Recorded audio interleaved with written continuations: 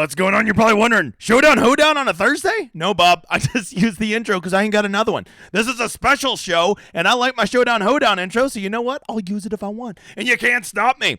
This is a show about DFS, which if you don't know, new guy, I'm the Degenerate 75, and I do DFS content. I'm pretty good at it, and there's a new game out there called Best Ball. I mean, it's been around for a few years, but I haven't seen it used for PGA much, and I'm here to sell it because I'm excited about this shit.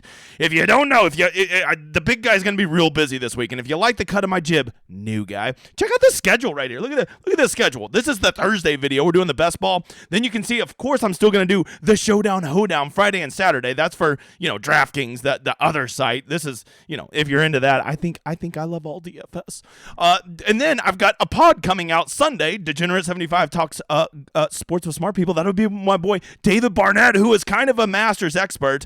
Then I'll do my retrospective video that I normally only do for my website. That will be out Monday. And of course, Tuesday, this is the most exciting. I will be doing a live best ball draft where if you're there live with me, I will be drawing guys and we will be doing drafts together, and I'll split the profits with you if we win this whole thing.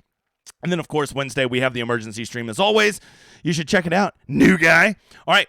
Lots to do. Once again, Tuesday, if you enjoy everything you see in this video, which is going to be about Underdog Best Ball, then you're going to want to be there Tuesday night for the live draft, where I will be drafting them, going over strategies, just ripping live drafts with people. You guys will join in with me, and we will split the lineups. It's going to be a good time. Be there, 7 p.m., Lord's time zone. That's Central, new guy. All right, if you don't know, I have now partnered with Underdog. You see that little code right there it is. If you go sign up over there, two big things you need to know. One, either use my landing page or use my little promo code right here, Degenerate75, all caps, and you will get a 100% deposit match up to your first $100, okay? Just to make it a little bit sweeter, to thank all of you that go do that for me, if you go sign up over there, you will get a free week over on my website. All you got to do is just send a DM to the editor or email. It will all be in the description of this, and he will give you a free week on my website. We will have tools for best ball and for other DFS sports, everything you need. Try it out. So the $10 that you need to deposit over on Underdog, that will be covered because you'll be getting a free week on my website. Not to mention, you'll actually be making $10 because Underdog will match that $10 with another $10. And if you do $100, they're going to match $100. And last time I checked, $100 will be 10 free lineups in the big albatross, okay? So let's get going for the third time now. What is Underdog and Best Ball? Well, first of all, don't forget, Underdog just does some normal PGA stuff too. And let me tell you, these little weekly drafts, if you're wanting to play in a contest, go check them out for single rounds because people are fucking dumbasses and they don't understand like weather edges. They don't understand how to play guys that have a low ADP, average draft position. And there's a huge edge to be had. So don't just think Underdog is just Best Ball. There's also a huge edge to be had when you're playing Showdown over there. So that's something to check out, okay? But what we're really going to be focusing on today is, let's go back to the lobby. You scroll over here to tournaments and check out this bad boy right here called the Albatross. If you don't know, the best EV you can ever get is an overlay. And right now, I'm betting this thing's going to overlay. And when there's a $500,000 prize pool, we want to see overlays. If you're new to Best Ball, you don't know much about it, let me lay out the basic format, okay?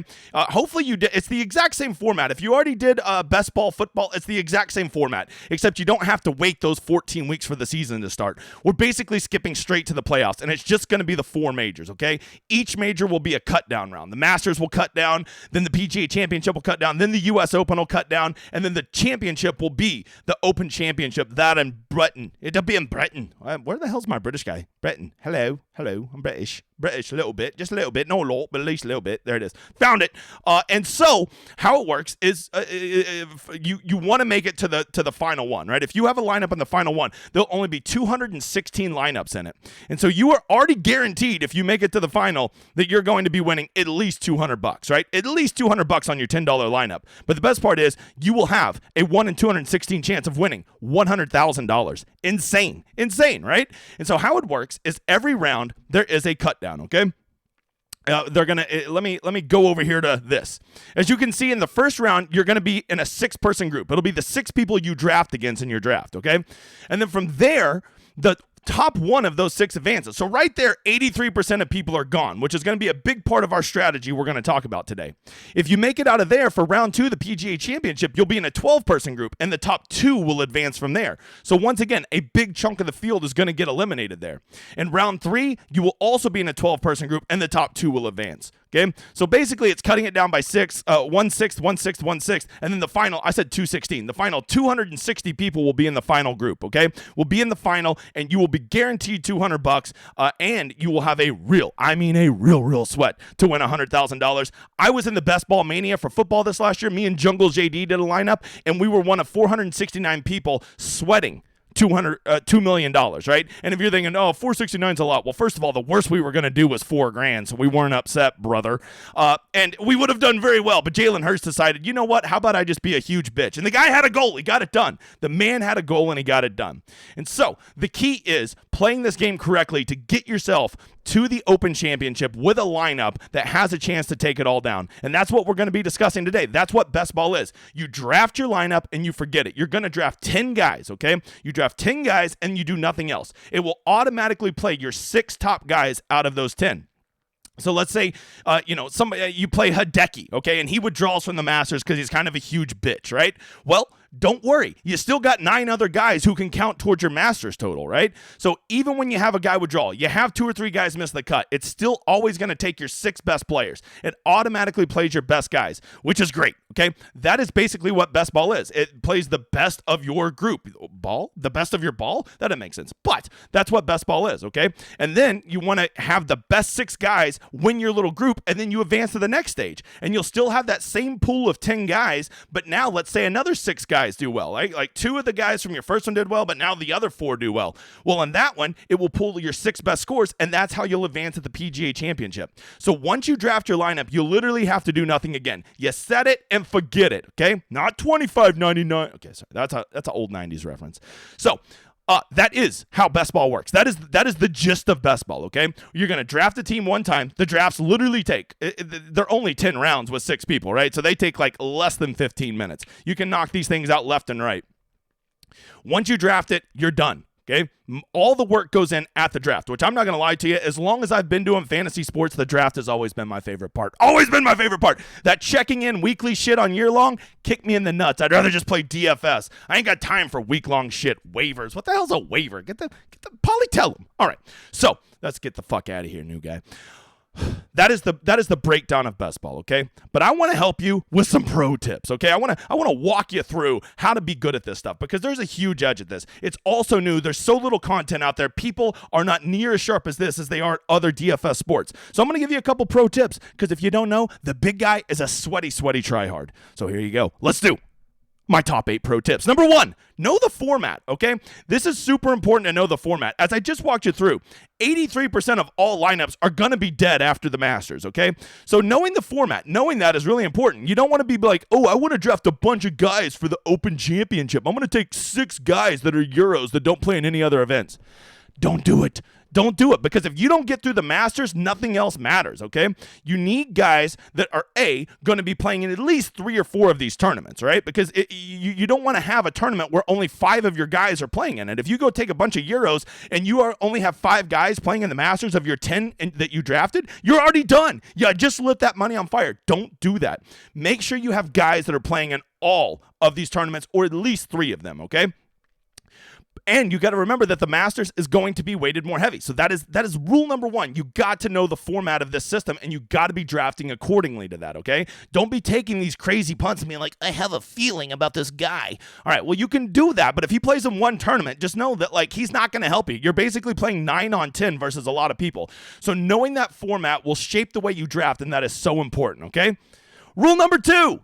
Know the scoring. This ain't normal scoring, Bob. They have different scoring. There's no placement points over at I got the wrong thing up. There's no placement points, right? If you get first place, that doesn't mean you get 30 points like you might see in other contests, right? What you get is it's all based on scoring. Did you make birdies? Did you make eagles? How many bogeys did you make? How many pars did you make? So having those guys that make lots and lots of birdies, maybe, and if they make lots of bogeys, that's okay. I'd rather have a guy that makes 10 birdies and 8 bogeys in a round than a guy that makes 2 birdies and 1 bogey, okay? Because that gets me so many more points. And without position points, it's all about guys who score. You need guys who are going to be playing in it. You need guys who score, and preferably guys who make the cut so they get you 4 rounds of points as opposed to just 2 rounds of points. So if you're thinking, ooh, I think Scottie Scheffler is going to win the Masters, well, that's great, but that doesn't make him any more valuable. The guy in second place could outscore Scottie Scheffler. He could make more birdies, and Scottie Scheffler could just make fewer bogeys, and the guy in second could outscore him, especially if it's one of those dudes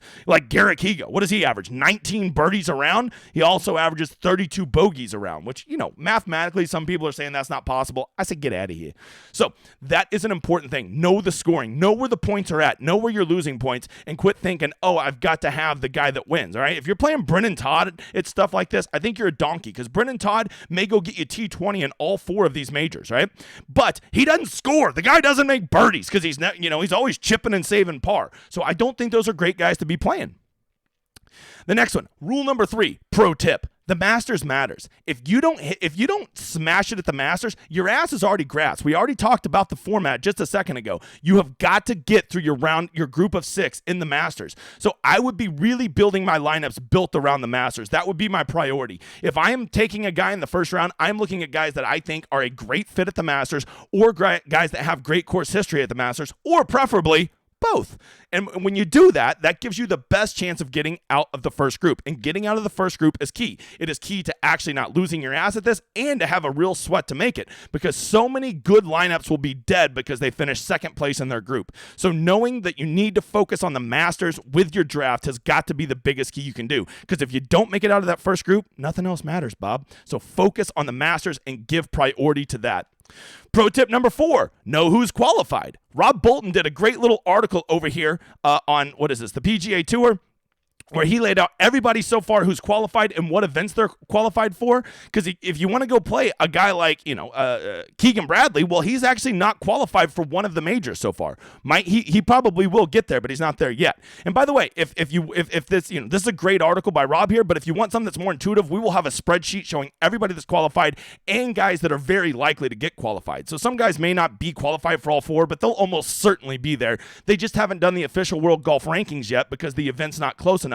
So they're not technically qualified yet, okay? So that is a really big one. You got to get guys that are playing in all 4 majors to give you 4 shots. That guy gives you 4 shots to do well in 1, 2, 3, or even 4 of those tournaments, right? And I don't think you ever want to take a guy that isn't playing in at least 3 of them. Okay, at least 3 of them, and especially don't make that the Masters he's missing. Okay, that would be my advice. We will have a spreadsheet over there laying it all out, and we will have course history for everybody, or not course history, tournament history for how all these guys have performed at each of these tournaments, so you can see who has, who performs well at each of these tournaments historically. Yes, they are, except for the Masters, they're all different courses, but I think that's really important to know. And then lastly, we will be doing a course breakdown. I'll be doing a course breakdown video tomorrow over on the website, which if you sign up, you'll already be a member over there. And it's a great week because it's the fucking Masters. All right, back to the rules. Pro tip number 5, ADP. If you don't know, when you go in here to draft, there's this little thing called ADP. And you can see it's about to fill. You see the ADP here for Scottie Scheffler is 1.3, Jon Rahm is 2.0. That just stands for average draft position. What position in the draft they're being drafted at. Scottie Scheffler is being drafted number 1 like 70% of the time, and when he's not, he's being drafted number 2. No surprise, he's Scottie Scheffler. But here is the rule that I want you to know. When it comes to ADP, that is basically just guiding people that don't know any better on where to draft. I think on the last 2 rounds, you throw ADP out, okay? Who cares where people are drafting them? That just means if a guy, the 60th pick is probably going to be around 60 ADP, because that's where he's going on average. I say forget that. Forget ADP your last 2 rounds and go find 2 guys that have a really, really low ADP, guys that aren't being drafted. And why do I want to do that? Well, it's very, very simple. Those guys you're probably going to get at 1% ownership. And if you don't know about daily fantasy sports, the number 1 key to winning is having guys that are low owned, because you don't have to share all those points with everybody. If that guy goes and spikes 2 top 5s at majors, you will have the nuts play. You will need that guy to win this thing. So in the last 2 rounds, forget about ADP and go find guys that nobody wants to play, especially those guys that nobody wants to play that are qualified for all 4 majors. Okay, your last 2 rounds is the time to take some risk, take some punts, throw some darts. Okay, that is what you want to be doing there in the last 2 rounds. Okay, so don't get obsessed with ADP and don't think ADP is the end all be all. That just shows where everybody else is drafting, and everybody else is a bunch of sheep. So play your own game, brother. Number 6, track exposure. You're going to be, if you're like me, I'm going to probably be doing hundreds of these drafts across multiple contests. And when I do that, I want to know who are the guys that I like the most. If I love Scotty Scheffler, well, maybe I want to try to get as much Scotty Scheffler in my lineups as possible. That's going to be hard because he's the number 1 pick. And so I'm probably only going to get him when I have number 1 or number 2 pick in the drafts because it's random every time. But let's say there's a guy I really like, whoever. I really like Jordan Spieth, okay? I want some Jordan Spieth. He's going to win the Masters, that young whippersnapper. Okay, well, that's cool. Okay, I dig it. However, what you're going to have to do is you're going to need to set a goal. I want to have Jordan Spieth in at least 40% of my lineups. And so every time you make a draft, go track who you drafted and keep it in a spreadsheet or use Spike Week, and they'll track it for you, and it will let you know how exposed you are to every player. Underdog also does this. If you want to just use theirs, once you've done it, you can look at completed drafts. You go there, it will show you how much of each of those players you've drafted. So you get done with 10 drafts and you realize, oh damn, I haven't drafted John Rahm one time. Well, you better get some freaking John Rahm in your lineups, okay? So then you might want to spend the next 10 drafts making a priority to get John Rahm in 4 or 5 of those so you have some exposure to John Rahm. Tracking your exposure and making sure that you're getting a piece of all the players you like is awesome. If you think Hideki is going to be a bitch and his neck's going to hurt all year, well then full fade him, right? If you think that Rory McIlroy's a fucking loser, well, first of all, I agree with you, and he's not going to do anything, well, then fade him and have 0% exposure or have very little exposure to him. When everybody's taking Rory, you go take, whoever. Go take Xander or something like that. That is a good little rule. Track your exposures and know what you want your ideal exposures to be and try to marry those two things. Number 7, Live Guys. If you don't know, there's this alternate tour called Live with blood money. Okay, I don't give a shit about that. But here's what I give a shit about. There's a lot of big stars that went over there. Brooks, Bryson, Dustin, Louis Oosthuizen, Joaquin Niemann. I mean, so many of my favorite players went over there. I'm still a little upset about it, okay? Cam Smith. I've heard he's pretty good at golf. There's some really good golfers over on Live. And the thing is we haven't seen them in forever because most of us are just PGA tryhards. But you know what? They're back for all 4 Masters. You got to make sure they're each qualified. But if they are, I think they're going to be tremendous leverage plays. No one wants to play Patrick Reed because they haven't seen that evil villain in forever. Make that your play. That's how you get leverage. Go get those Live guys because everybody's like, they're on Live. They suck now. No, they don't. No, they don't. They're just playing in easier fields. That doesn't mean they magically suck at golf now. Louis Oosthuizen will finish T2 at one of these 4 majors. Yeah, mark it down. That's all the guy knows how to do. So playing Live Guys can be a great way to get a leverage and make your lineups completely different than everybody else. Because if you're going to ship this $100,000 in the big albatross, you're going to need to be different in 1 or 2 spots and have that low-owned leverage play. And I think Live Guys is a great way to do that. It's a way to get really great players at really low ownership, right? Cam Smith's going to be high owned, but I think that some of those other guys you're going to be able to get, and everybody like, I'm playing him. I'm not playing him. Okay, and you're probably going to get really good players in the 6th or 7th round that legit are 3rd or 4th round talents. Okay, and the last one, know the courses. Did you know they play on 4 courses this year because there's 4 majors. Only one of them is the same, right? You come right over here. I found this article. I have a feeling at Augusta, they're going to play at Augusta. The Masters will be played at Augusta. Call it a feeling. I don't know. But the other 3 are on a rotation, right? I believe in Europe they call it a rota. I don't know. I'm not British. I don't know.